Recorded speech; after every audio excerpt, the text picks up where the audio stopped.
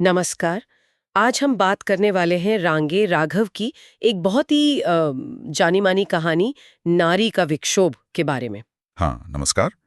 ये कहानी हमें लखनऊ विश्वविद्यालय के उस माहौल में ले जाती है जहाँ मतलब प्रेम, समाज और व्यक्तिगत महत्वाकांक्षाएं आपस में टकराती हैं। बिल्कुल, और इसका असर कहानी की नायिका पर बहुत गहरा पड़ता है। उसके अंदर का जो संघर्ष है वही है वो विक्षोभ। हमारे पास ये लघु कथा है। कहानी सुना रहा है एक पात्र कल्ला, अपने दोस्तों को अपनी जवानी का किस्सा। और ये सिर्फ एक कह सकते हैं दुखद प्रेम कहानी नहीं है, ये उससे कहीं ज्यादा है। ये उस समय के समाज पर, रिश्तों की उलझनों पर और खास तौर पर एक औरत के मन में जो तूफान उठता है उस पर एक तरह की टिप्पणी है। सही कहा। तो चलिए किरदारों को समझते हैं। सूरज है, सविता है, उनके फैसले क्यों थे वैसे? और ये जो केंद्रीय भाव है नारी का विक्षोभ, इसका असल मतलब क्या है? हाँ, देखते हैं कि ये कहानी आज भी हमें क्या सोचने पर मजबूर करती है। कहानी शुरू होती है लखनऊ में। कल्ला अपने दोस्तों सिद्दी और चंदू के साथ बैठा है, कॉलेज के दिन याद कर रहा है। और वो जिक्र करता है सूरज का। सूरज अनाथ है पर जायदाद बहुत है, अकेला वारिस। थोड़ा कहानी के हिसाब से लफंगा टाइप का है, पर कॉलेज में ठाट बाट है उसका। राइट। और दूसरी तरफ है सविता, देखने में बहुत सुंदर और उतनी ही तेज बुद्धिमान। हाँ। कॉलेज की बहसों में कमाल का बोलती थी। लोग कहते थे कि ऐसी बातें तो उसका बाप भी नहीं सोच सकता। अच्छा। है वो एक मामूली अफसर की बेटी, लेकिन सपने ऊंचे हैं। साफ है कि उसे किसी अमीर घर में जाना है, अपनी आर्थिक स्थिति बदलनी है। तो यहीं पे वो कॉन्ट्रास्ट, वो विरोधाभास दिखता है ना। बिल्कुल। एक तरफ सूरज जिसे सब बना बनाया मिला है, हाँ। शायद इसीलिए थोड़ा बेफिक्र है। हाँ। और दूसरी तरफ सविता जो अपनी होशियारी और अपनी महत्वाकांक्षा के दम पर आगे बढ़ना चाहती है। उसका लक्ष्य एकदम साफ है, पैसा, सुरक्षा। सही। और ये उस वक्त के लखनऊ के समाज को भी दिखाता है। कहानीकार ने बांटा है ना, नवाब, फिर वो टुटपूंजिए मतलब मिडिल क्लास जिनके पास साधन कम थे, और फिर गरीब। हाँ, ये वर्गीकरण किरदारों की सोच पर असर डालता है। बिल्कुल। तो इसी ही माहौल में सूरज पहली ही नजर में सविता पर लट्टू हो जाता है। वो बस पीछे ही पड़ जाता है। कभी फूल भेज रहा है, कभी चिट्ठियां लिख रहा है, कभी कॉलेज के गेट पर खड़ा है। टिपिकल। लेकिन सविता वो उसे कोई खास भाव नहीं देती, अक्सर हंस के टाल देती है। शायद सीरियसली लेती ही नहीं उसे। या शायद वो अपने लक्ष्य पर ज्यादा केंद्रित है। हो सकता है। एक दिन कॉलेज में बहस के बाद सूरज उसे रोक लेता है, पूछता है, सविता एक बात कहूं? वो हाँ कहती है। तो सीधा सवाल, तुम्हें मुझसे प्रेम है या नहीं? ओह। और सविता का जवाब, वो मुझे हमेशा बड़ा प्रैक्टिकल लगता है। वो हंसकर कहती है, प्रेम? अरे भाई, प्रेम तो मैंने फिल्मों में ही देखा है, असल जिंदगी में ये सब कहाँ। अच्छा। कहती है, अभी ध्यान पढ़ाई पर है, प्रेम का टाइम नहीं। ये क्या दिखाता है? उसकी समझदारी या इमोशन से दूरी? ये बड़ा अहम सवाल है। सविता का जवाब उसकी यथार्थवादी सोच दिखाता है। बिल्कुल, वो भावनाओं में बहना नहीं चाहती। हाँ। लेकिन दूसरी तरफ सूरज का ये जो तरीका है, क्या ये वाकई प्रेम है या बस एक जिद है कुछ पाने की? सही। उसका लगातार पीछा करना, सविता के इनकार को नजरअंदाज करना, ये सवाल तो खड़े करता है। और मामला तब और बिगड़ता है जब सविता के पिता शर्मा जी बीच में आते हैं। बिल्कुल। शर्मा जी को पता चलता है, वो सूरज को घर बुलाते हैं और खूब डांटते हैं। साफ कहते हैं, प्रेम, अपनी औकात देखिए, हम अपनी बेटी की शादी किसी गैर जाति वाले लड़के से हरगिज नहीं करेंगे। यहाँ बात सिर्फ लड़के के बर्ताव की नहीं रही, सीधे जाति पर आ गई। हाँ, और ये सूरज को बहुत चुभता है, उसके अहम को चोट लगती है। बिल्कुल। शर्मा जी का ये जो रिएक्शन है, ये उस समय की सामाजिक सच्चाई दिखाता है। जाति कितनी बड़ी दीवार थी। उनका विरोध सूरज के व्यवहार से ज्यादा उसकी जाति पर था। हाँ, ये सामाजिक बंधन कितने मजबूत थे। और शायद यही दबाव सविता के मन में भी कहीं ना कहीं था, जो बाद में उसके विक्षोभ का कारण बनता है। इस बेइज्जती के बाद सूरज अपने चाचा को चिट्ठी लिखता है। चाचा गांव में उसकी जमीन जायदाद देखते हैं। अच्छा, वो शायद कोई मदद या सलाह चाहता है, पर चाचा का जवाब बड़ा गोलमोल आता है। कहते हैं, बेटा तुम समझदार हो, जो मन करे करो, लेकिन सोच समझ कर करना। मतलब पल्ला झाड़ लिया एक तरह से। हाँ, ऐसा ही लगता है। सीधी जिम्मेदारी नहीं ली। शायद जायदाद का लालच था कि कुछ ऐसा ना कहें जिससे उनका नुकसान हो। ये भी एक पहलू है। रिश्तों में स्वार्थ मुश्किल वक्त में अपने भी कैसे किनारा कर लेते हैं, खासकर जब पैसा, जायदाद बीच में हो। और सूरज इस गोलमोल जवाब को शायद अपने हिसाब से समझ लेता है, मतलब एक तरह की इजाजत। और यही सुयाज वो फैसला करता है वो सविता को भगा ले जाएगा। शर्मा जी का इनकार, चाचा का ऐसा जवाब, उसे लगता है बस यही रास्ता बचा है। वो सविता से मिलता है, उसे यकीन दिलाता है, डरो मत, मैं सब संभाल लूंगा, मेरे पास बहुत पैसा है, जायदाद है, चाचा मान जाएंगे। सविता वो पहले तो डरती है, पिता का डर, समाज का डर, लेकिन शायद उसके मन में भी सूरज के लिए कुछ था, या फिर वो अमीर घर का सपना, सूरज की बातों का भरोसा और वो जवानी का जोश, पता नहीं क्या चीज ज्यादा हावी हुई, ये सोचना थोड़ा मुश्किल है कहना। ये एक उलझाव फैसला लगता है, भावनाएं भी हैं, महत्वाकांक्षा भी है। वो शायद सूरज से ज्यादा उसकी जायदाद पर भरोसा कर रही थी। हो सकता है। कहानी हमें सोचने पर मजबूर करती है, क्या उसने सूरज को चुना या एक सुरक्षित अमीर भविष्य के सपने को? और ये फैसला ही जो उस वक्त रोमांटिक लगा होगा, उसके आने वाले विक्षोभ की नींव रखता है। खैर जो भी हो, फैसला हो गया, दोनों रात में भाग निकले।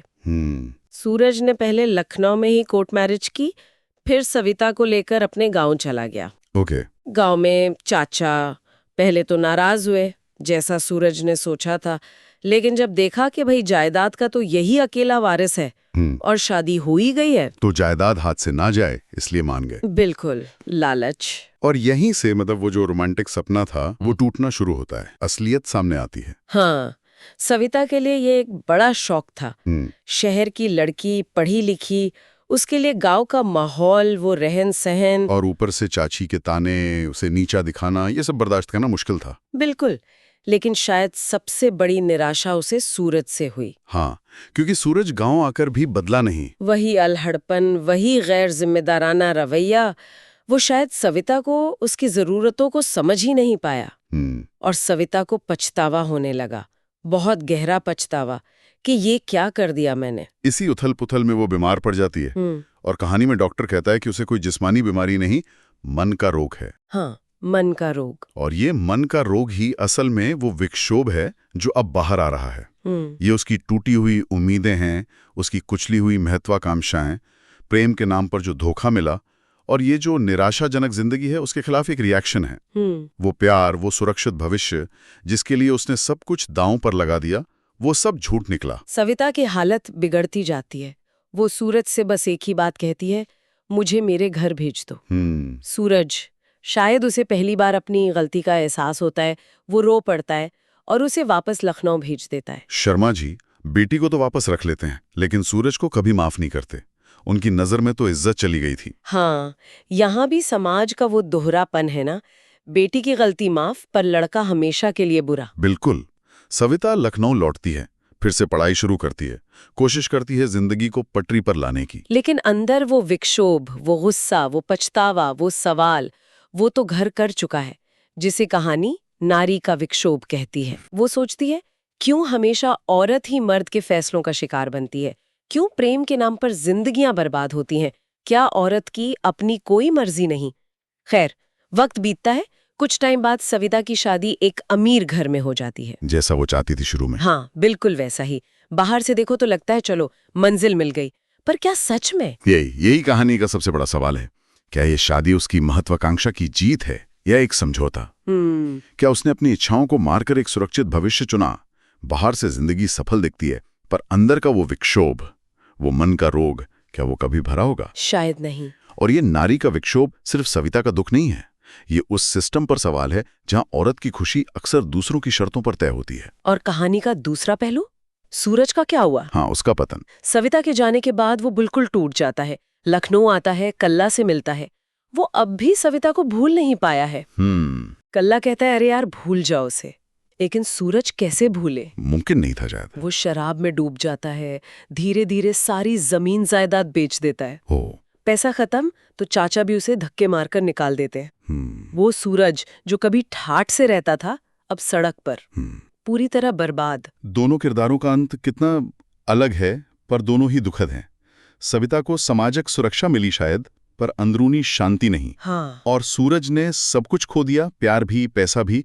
ये दिखाता है कि जोश में लिए गए फैसलों की समाज से टकराने की कीमत चुकानी पड़ती है, दोनों को अपने अपने तरीके से। कहानी का अंत तो बहुत मार्मिक है। हाँ, वो आखिरी सीन। एक शाम है, सविता की शादी की सालगिरह है। वो शायद अपनी नई बड़ी सी कोठी की बैल्कनी में खड़ी है। तभी नीचे सड़क से एक शराबी फटेहाल आदमी लड़खड़ाता हुआ जा रहा है। सूरज। सविता पहचान लेती है, उसका दिल कांप जाता है। शायद धीरे से कहती है, सूरज। ओह। सूरज आवाज सुनता है, ऊपर देखता है, वो भी पहचान लेता है, नशे में है, पर चेहरे पर एक फीकी सी दर्द भरी मुस्कान आती है। और वो पूछता है, सविता, प्रेम तो किया था ना? बस इतना। उफ, ये सवाल कितना कुछ कह देता है। ये क्या है? क्या ये याद दिला रहा है कि हमारे बीच कुछ था, या ये ताना है कि देखो प्रेम ने हमें कहाँ पहुंचा दिया, या सिर्फ एक हारे हुए आदमी की आखिरी आवाज? पता नहीं, लेकिन सविता पर इसका क्या असर होता है? वो रो पड़ती है, बिना कुछ कहे चुपचाप अंदर चली जाती है, और कहानी खत्म। नारी का विक्षोभ, प्रेम का, समाज का, किस्मत का, वो अंदर क्यों गई? अतीत का सामना नहीं कर पाई, या अपनी नई इज्जत बचानी थी, या उस सवाल ने फिर से उस पुराने दर्द को जगा दिया जिसका कोई जवाब नहीं? ये अंत पाठक के मन में खालीपन छोड़ देता है। प्रेम, महत्वाकांक्षा, सामाजिक दबाव, बर्बादी और वो कभी न खत्म होने वाला नारी का विक्षोभ, सब कुछ उस आखिरी सीन में जैसे सिमट आता है। सूरज का सवाल, सविता का चुपचाप रोना, दोनों अपने आप में कहानी है। तो रांगे राघव की नारी का विक्षोभ सिर्फ एक असफल प्रेम कहानी नहीं है। बिल्कुल नहीं। ये उससे बहुत आगे है। ये दिखाती है कि कैसे जवानी का जोश, समाज की कड़वी सच्चाइयां और निजी महत्वाकांक्षाएं जब टकराती हैं तो नतीजा कितना दुखद हो सकता है, सूरज और सविता दोनों के लिए, भले ही रास्ते अलग हों। हाँ, और कहानी का जो असली मर्म है, वो जैसा शीर्षक कहता है, नारी का विक्षोभ में है। वो अंदरूनी लगाई जो सामाजिक उम्मीदों, मर्दों के फैसलों, प्यार की उलझी हुई परिभाषाओं और अपनी दबी हुई इच्छाओं के बीच एक औरत को झेलनी पड़ती है। ये कहानी हमें सोचने पर मजबूर करती है, क्या यह सिर्फ उस जमाने की कहानी है, या सविता का विक्षोभ आज भी किसी न किसी शक्ल में हमारे समाज में है? क्या प्यार और सुरक्षा के बीच चुनना हमेशा इतना मुश्किल होता है? ये सवाल शायद कहानी खत्म होने के बाद भी हमारे साथ रह जाते हैं।